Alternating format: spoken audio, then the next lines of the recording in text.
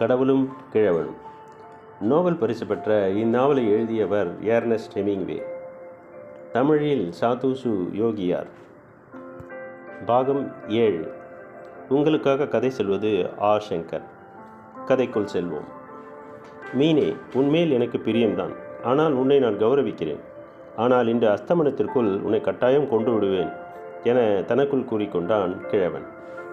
அப்படி நம்புவதில் தவறென்ன?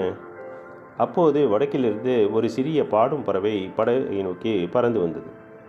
அது சோர்ந்துள்ளதை கிழவனால் உணர முடிந்தது. அது படகின் முன்புற விளிம்பில் உட்கார்ந்தது. அப்புறம் கிழவன் தலைக்கு மேலே சுற்றி சுற்றி வந்தது. பின் தூண்டிற்கயிற்றின் மேல் தங்கியது. உன் வயது என்ன? இதுதான் நீ முதலாக கடலின் மேல் பறப்பதா என கேட்டான் கிழவன். அதுவும் அவன் பேசியதை அறிந்தது போல் அவனை பார்த்தது. தான் நிற்கும் கயிற்றின் நுண்மையை கவனிக்கவில்லை. மெல்லிய விரல்களால் இறுக பற்றி கொண்டது. கயிறு அசங்கவில்லை, கொஞ்சம் கூட அலங்கவில்லை. காற்றில்லாத இரவின் பின் இவ்வளவு களைத்து போகலாமா?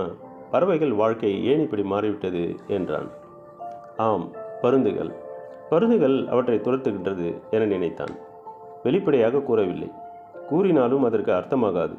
பாவம், இன்னும் கொஞ்ச நேரத்தில் அது பருந்துகளின் பயங்கரத்தை தானாக தெரிந்து கொள்ளும். சின்னஞ்சிறிய பறவை சிறுமியே, நன்கு இளைப்பாறு. பின் உன் வாழ்க்கை உனக்களிக்கும் சந்தர்ப்பத்தை மனிதனைப் போலும் பறவைகளைப் போலும் மீன்களைப் போலும் தைரியமாய் ஏற்றுக்கொள் என கூறினான். பேசுவது சுகமாயிருந்தது. இரவு குளிரில் இறுகிய முதுகுவலி இப்போது அதிகரித்தது. அதை மறக்க தனக்குத்தானே பேசிக்கொண்டான். சின்ன சிட்டே, வேணுமானால் என் வீட்டிற்கு வந்து தங்கு. பாய் விரித்து லேசான காற்றில் உன்னை அழைத்து செல்ல முடியாததற்கு வருந்துகிறேன். நீ என்னுடைய நண்பன் என்றான். அப்போது திடீர்னு அந்த மீன் விழுக்கென்று ஒரு இழுப்பு இழுத்தது. கிழவன் படகின் பலகை மேல் சாய்ந்தான். சமாளித்து கொண்டு கயிறு விடாவிட்டால் கடலில் விழுந்தே இருப்பான். கயிறு அசைஞ்சதும் பறவை ஓடிவிட்டது. கிழவன் அதை கவனிக்கவில்லை. வலக்கையால் கயிற்றை தடவினான். கையில் இரத்தம் வழிவதை கவனித்தான். ஏதோ அதன் வலியை அதிகமாக்கி இருக்கும் என்றான். முறுக்குகள் நொறுங்கிவிடும் அளவுக்கு கயிற்றை இழுத்தான். இனி இழுத்தால் கயிறு அறுந்துவிடும். இதே நிலைமை நிதானமாக சாய்ந்து காத்து கொண்டிருந்தான். இப்போது உனக்கும் கஷ்டம், கடவுள் சாட்சியாக எனக்கும் கஷ்டமாகத்தான் இருக்குது. சுற்றுமுற்றும் பார்த்தான். பறவையை காணோம். அதுவும் துணைக்கு கூட இருந்தால் நன்றாக இருந்திருக்கும். அது அதிக நேரம் தங்கவில்லை. பாவம், கரை தட்டும் வரையில் அதற்கு சிரமந்தான். அந்த மீன் விலக்கியதில் என் கை வெட்டுப்படும் அளவுக்கு ஏன் நான் கவனக்குறைவாக இருந்தேன்? ஒருவேளை நான் அசரனாகிறேனா? இல்லை, அந்த பறவையையே நினைத்து கொண்டிருந்தேனா? இனிமேல் வேலையிலேயே கண்ணுங்கருப்பமாக இருப்பேன். ஆமாம், தூணி மீனை உண்டு உடல் உரம் குன்றாமல் பார்த்து கொள்ள வேண்டும் என்றெல்லாம் கிழவன் எண்ணினான். பையனும் கூட இருந்தால், அத்துடன் கொஞ்சம் உப்பும் இருந்தால் தேவலை என உறக்க கூறிக்கொண்டான். தூண்டில் பாரத்தை இடது தொழிலுக்கு மாற்றிட்டு அதிசாக்கிரதையாக மண்டியிட்டு பலகை மேல் சாய்ந்து தன் காயம்பட்ட கையை தண்ணீரில் மூழ்கினான். இரத்தம் வழிந்தோடி உறைஞ்சது. படகு நகரும் தண்ணீரின் சலசலப்பு இதமாக இருந்தது. மீனினுடைய வேகம் இப்போது குறைந்திருந்தது. இன்னும் சித்த நேரம் உப்பு நீரில் தன் கையை அமுக்கி கொண்டிருக்க அவனுக்கு ஆசைதான். ஆனாலும் அந்த மீன் மறுபடியும் விழுக்கினால் என்ன செய்வது? எனவே எழுந்தான். கையை சூரிய ஒளியில் உலர்த்தி கொண்டான். இது வெறும் கம்பி நூற்காயம்தான், ஒன்றும் பிரமாதமாக இல்லை. ஆனாலும் கைப்பிடி அல்லவா, காயம்பட்டுடுச்சு. இந்த போராட்டத்தில் தன் கையின் அவசியம் அவனுக்கு தெரியும். எனவே அவற்றில் காயம்பட அவன் விரும்பவில்லை. கை உணர்ந்ததும் இப்பொழுது அத்துணி மீனை சாப்பிடணும் என துடுப்பால் மெதுவாய் எடுத்து சாப்பிடலாம் என்றான். மண்டியிட்டு தூண்டிற்படாமல் லாவகமாய் தூணி மீனை தன்னுடைய பால் இழுத்தான். மறுபடியும் தூண்டிலை இடது தொலுக்கு மாற்றி உடல் பாரத்தை இடைக்கரத்தில் சாய்த்து துடுப்பை அதனிடத்தில் வைத்துவிட்டு ஒரு முழந்தாளால் தூணி மீனை அழுத்தி கொண்டு தலை முதல் வால் வரை 6 நீல துண்டுகளாக அறுத்து அவற்றை படகு பலகையில் பரப்பி கத்தியை கால் சட்டையில் துடைச்சிட்டு மீனின் எலும்பு கூட்டை கடலில் தூக்கி எறிஞ்சிட்டான். முழு மீனையும் என்னால் சாப்பிட முடியாதுன்னு தோணுது. கத்தியால் ஒரு துண்டத்தை அறுத்து இடது கையால் பிடித்திருந்த தூண்டிற்கயிற்று கனத்தது. இப்பொழுது அந்த கணத்தில் கை மறுத்து விட்டது. அதை காண அவனுக்கு அருவருப்பு உண்டாச்சு. இது என்ன கை? மறுத்து போக வேண்டுமா? போ. வேண்டுமானா கழுகு கால்களை கொக்கணியான் கொக்கியாய் மாற்றிவிடு, அதனால் உனக்கு என்ன ஒரு நன்மையும் ஏற்படாது என்றான். வா, மீனை சாப்பிடு என்றவாறே சரிந்துள்ள தூண்டிற்கயிற்றை நோக்கினான். மீனை உண்டால்தான் தன் கைக்கு பலம் வரும். பல மணி நேரமாக அந்த மீனுடன் போராடுவது கையின் குத்தமா? அதற்கு பலம் வேணாமா? இன்னும் பல மணி நேரம் போராடணுமே. எனவே இந்த மீனுணவு அந்த சக்தியை எனக்கு தரட்டும். ஒரு துண்டை வாயில் எடுத்து போட்டுக்கிட்டு மெதுவாய் மென்று சுவைச்சான்.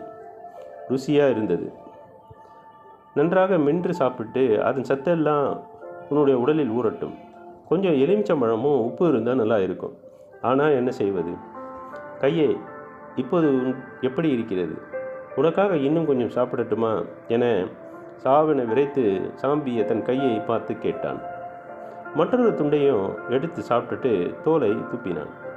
எப்படி இருக்கு, இதற்குள் சொல்ல முடியாதா என்று மறுபடியும் தன்னுடைய கையினுடைய பேசினான். இன்னொரு முழு துண்டை எடுத்து வாயிலிட்டு மென்றான். நல்ல இரத்த கொழுப்பு நிறைந்த மீன் இது. கடற்பன்றி கிடைச்சிருந்தா இனிப்பாக இருக்கும். ஆனாலும் இதில் உள்ள சத்து அதில் கிடையாது. காரியத்தில் கண்ணாக இருக்கணும், அதுதான் முக்கியம். கொஞ்சம் உப்பாவது இருந்தால், இல்லை வெயிலில் இந்த துண்டுகள் உலருமோ அழுகுமோ தெரியாது. எனவே பசிச்சாலும் பசிக்கலனாலும் முழுசையும் சாப்பிட்டு விடணும். மீனும் அமைதியாகத்தானே இருக்குது. ஆம், முழு முனையும் தின்று தயாராக்கிக்கிறேன் என கிழவன் கூறிக்கொண்டான். கையே, நீ பொறுமையாக இரு, உனக்காகத்தான் இதெல்லாம் செய்கிறேன். அந்த பெரிய மீனுக்கும் ஏதாவது உணவு கொடுத்தால் நல்லதுதான். அதுவும் என்னுடைய சகோதரன்தான். எனினும் அதை கொன்றே ஆக வேண்டும். அதற்கு எனக்கு சக்தி இருக்கணும் என அகல் போன்ற அத்துண்டங்களை யாவையும் முழுதும் தின்று முடித்தான். நிமிர்ந்து நின்று கால் சட்டையில் கையை துடைத்து கொண்டான். இப்போது கையே, நீ கயிற்றை விட்டுவிடலாம்.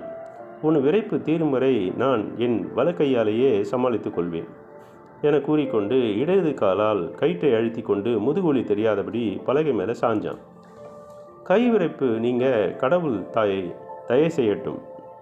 ஏனெனில் அந்த மீன் என்ன செய்ய போதோ தெரியலை. கை விரைப்பு நீங்கள் கடவுள் தயை செய்யட்டும். ஏனெனில் அந்த மீன் என்ன செய்ய போகிறதோ தெரியாதே. அது அமைதியாகத்தான் இருக்கிறது. நிதானமாக ஏதோ திட்டம் போட்டு வேலை செய்து. ஆமாம், அதன் திட்டம்தான் என்ன? அதுவோ பெரிய மீன். அதை கேட்டபடி என்னுடைய திட்டத்தை மாற்றி அமைக்கணும். குதித்து கும்மாளமிட்டா அதை கொன்னுடலாம். அதுவோ சும்மாவே இருக்குது. அதனுடன் நானும் சும்மா இருக்கத்தான் இருக்கணும். கால் சட்டையில் தேய்த்து மறுத்து போன கைக்கு சூடேற்ற முயற்சி செய்தான். மெதுவாய் விரல்களை விரிக்க பார்த்தான். முடியல. வெயில் ஏற ஏற அது தானாக திறக்கலாம். அல்லது உண்ட தூணி மீன் சத்து ஜீரணமானதும் உறுதி பெற்று விரியலாம். அவசியமானால் என்னானாலும் சரி, விரல்களை விரித்தே சிதிர்வேன். ஆனால் இப்பொழுது பலவந்தமாக அவ்வாறு செய்ய விரும்பவில்லை. அது தானாக திறக்கட்டும். நேற்றிரவு அதை ரொம்ப சிரமப்படுத்திட்டேன். கடற்பரப்பை கண்ணால் அளந்தான். தன் தனிமையை உணர்ந்தான். கடலின் கரிய ஆழத்தில் ஒளி கண்ணாடி துண்டுகள் போல் பளபளப்பதை கண்டான். அசைவற்ற கடலின் அதிசயமான ஊஞ்சலாட்டத்தையும் உணர்ந்தான். மேகங்கள் கவிந்து பருவக்காற்று தயாராகச்சு. வான விளிம்பில் மறைந்து வெளிப்படும் காட்டு வாத்துக்கள் பறக்கின்றன. கண் உழவனுக்கு கடலின் தனிமை இல்லை. கடல் நடுவில் கரை காணாத சமயங்களில் சிலர் பயப்படுவது அவனுக்கு தெரியும். புயல் அடிக்கும் மாதத்தில் அந்த பயம் நியாயமானது தான். ஆனால் புயல் மாதங்களில் புயல் இல்லாத காலமே வலையர்களுக்கு ரொம்ப ரொம்ப நல்ல நாட்களாகும். பல நாட்களுக்கு முன்பாகவே புயல் வருவதை வானப்பரப்பில் பல குறிப்புகளை காட்டி அறிவித்துவிடும். கடலின் இடையிலே இது சர்வசாதாரணமானது. கரையில் நிலத்தில் இருப்பவர்களுக்கு இது தெரிவதில்லை. அங்கும் மேகக்கூட்டங்களில் ஏதாவது மாறுதல் இருக்கத்தான் வேண்டும். எப்படியானாலும் இது புயல் வரும் நேரமல்ல என்றெல்லாம் கிழவன் எண்ணினான். வானத்தில் வெண்மேகங்கள் உறைபனி படலங்கள் அடுக்கியது போல பறந்திருந்தன. அவற்றின் மேலே இழைமுகில்கள் சிதறி சிலித்தன. மென்மையான மேகப்பஞ்சுகள், இந்த பருமை நிலை உன்னை காட்டிலும் எனக்கே அதிக உதவியானது என்று மீனிடம் கூறினான். அவனது இடது கையின் விரைப்பு அப்படியே தான் இருந்தது. ஆனாலும் அவன் அறியாமலேயே மெதுவாக விரல்களை விரித்து கை கால் மரத்து போவது அவனுக்கு பிடிக்கவே பிடிக்காது. அதை தனது உடலே தனக்கு துரோகம் செய்வதாக நினைத்தான். அஜீரணத்தால் வாந்தி எடுப்பது மற்றவர்களுக்கு அருவருப்பாக இருக்கும். தனிமையில் கை கால் பிடித்து கொள்வது ஒருவனை தன்னைத்தானே அருவறுக்க செய்தது. பையன் இருந்திருந்தா கையை பிடித்து விட்டு சரிப்படுத்தியிருப்பான். இல்லை, அது தானாகவே சரியாகிவிடும். கயிறு அப்போது தனது வலது கையால் இழுக்கப்படுவதையும் நீரில் அதன் சரிவு மாறுவதையும் அவன் அப்போது உணர்ந்தான்.